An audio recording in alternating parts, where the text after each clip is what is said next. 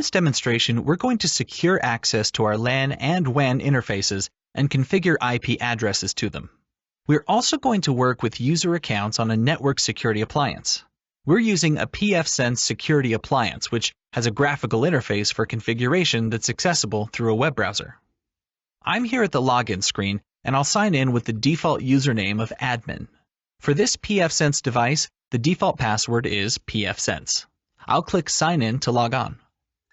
The first thing I want to do is configure the IP address on my WAN and my LAN. We'll start with the LAN settings. Go up to Interfaces, LAN, and that takes us to the LAN configuration page. If I look here, the IPv4 configuration type is set to static IPv4. DHCP is the other option there. I need to change it to a different IP address. I want to change it to 10.10.10.1, so I'll do that now. Now I want to confirm that my subnet is set to the /24 subnet mask. That's all I need to do on this page. I'll scroll down and click Save. The page refreshes and says that the LAN configuration has changed, and I need to click Apply Changes for it to take effect. It reminds me to change my DHCP server configuration if needed. Since my IP address is in the same subnet range as it was before, my DHCP configuration is still okay. Just make sure the IP you assigned is not in the scope of IPs you've configured to be leased. Click Apply Changes. Now, if you look up at my address, you'll see that it says 10.10.10.254. When I log back in, I need to go to the new address that I've configured. I found that you sometimes get a token error if you just try to log back in, so I'm going to close my web browser and open it back up. Now, let's type in 10.10.10.1 to get back to our sign-in page. I'll put my credentials back in here and click Sign In. I'll go back to my LAN interface, and you can see that my changes are there. Now let's configure our WAN settings. Once again, I'll go to Interfaces, but this time I'll select WAN from the list. Right now, I'm getting an IP from my WAN interface via DHCP. I want to configure this with a static IP, so I'll change that to static IPv4 from our IPv4 configuration type. Now, for an IP address, I'll give it 192.168.25.254. Right away, you might be saying, hey, that's a Class C private IP address. If so, you're absolutely correct. I'm on a test network that's connected to my regular network, which is using the 192.168 scheme. I need to set my subnet mask to /24 here. For this demo, I'm not going to configure DHCP version 6. I'm going to leave everything else set to the defaults and click Save to continue. I get a few reminders, just like we did with the LAN configuration. I'll click Apply Changes. Now I want to configure the DNS that my WAN will use. A lot of devices will have those settings right here with the WAN settings, but with this device, we need to go up to System, General Setup. I'm going to add a few DNS servers here, but first, let's take a look at the current status of our WAN interface. To do that, I'll go to Status, Interfaces. Here, we see that my DNS server is using the home address of 127.0.0.1. IPv4 network standards reserve the entire address block 127.0.0.0/8 for loopback purposes, so this is normal. I want to change those to a different DNS, so let's go back to System, General Setup. Beneath DNS server settings, I'll put in the Google DNS IP of 8.8.8.8.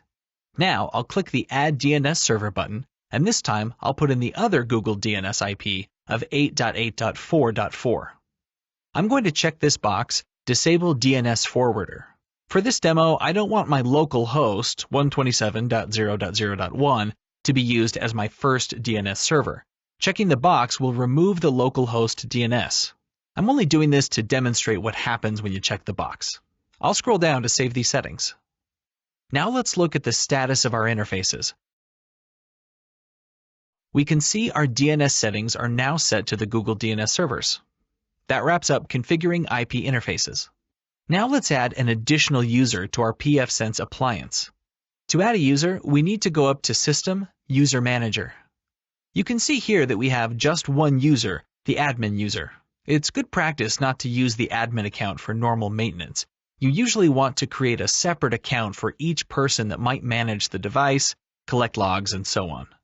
We can also track the log on and log off events of the users in case something happens. I'll add the user by going over and clicking the Add User button. I'll enter in a username of Rachel McGaffey. I'll give Rachel a password, and I'll put the password in a second time to confirm it. Now, under full name, I'll enter in Rachel McGaffey. That's really all that's required, but if I wanted to, I could check this box to customize the GUI for Rachel's account. Let's take a look at some of those options. After I check the box, I get some more options. I can change the theme for her account from this drop-down list.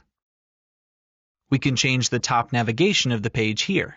We can change how the host name appears in the menu and change the number of dashboard columns. If we want things like WAN and LAN to be sorted alphabetically, we can change that too. If we have groups set up, we can change the memberships here. But we won't make any changes to these right now, so let's come down and click Save.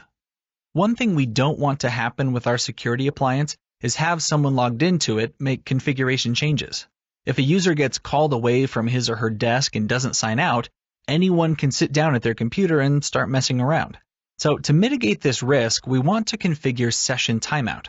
I'll click on the Settings tab. Under Session Timeout, I'm going to change this to 10 minutes. That's actually a long time, and you might want to set this to a lower amount of time. Having no timeout is a huge security risk, so you'll have to judge your circumstances and decide what session timeout settings are best.